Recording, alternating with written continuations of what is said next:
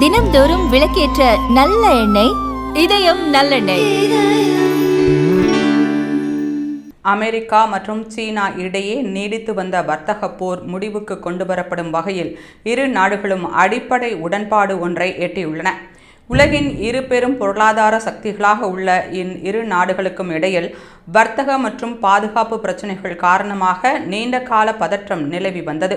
குறிப்பாக அமெரிக்க அதிபர் ட்ரம்ப் தலைமையிலான அரசு சீன பொருட்களுக்கு 100% வரை வரி விதிப்பதாக மிரட்டல் விடுத்தது.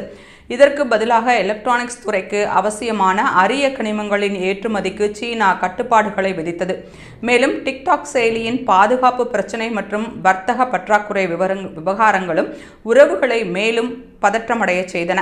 இதற்கிடையில் மலேசியாவின் கோலாலம்பூரில் நடைபெற்ற ஆசியான் உச்சிமாநாட்டின் பக்க நிகழ்வாக கடந்த 2 நாட்களாக இரு நாட்டு அதிகாரிகள் தீவிர பேச்சுவார்த்தை நடத்தியதில் இந்த உடன்பாடு எட்டப்பட்டுள்ளது.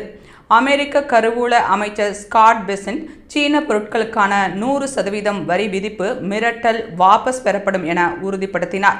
இதற்கேற்ப அரிய கனிம ஏற்றுமதி கட்டுப்பாடுகளை சீனா 1 வருடத்திற்கு மறுமதிப்பீடு செய்ய ஒப்புக்கொண்டுள்ளது. மேலும் அமெரிக்க விவசாயிகளிடமிருந்து சோயாபீன் கொள்முதல் செய்ய மீண்டும் அதிகரிக்கப்படும். டிக்டாக் செயலியின் அமெரிக்க செயல்பாடுகள் குறித்து இறுதி ஒப்பந்தம் எட்டப்பட்டதாக கூறப்படுகிறது.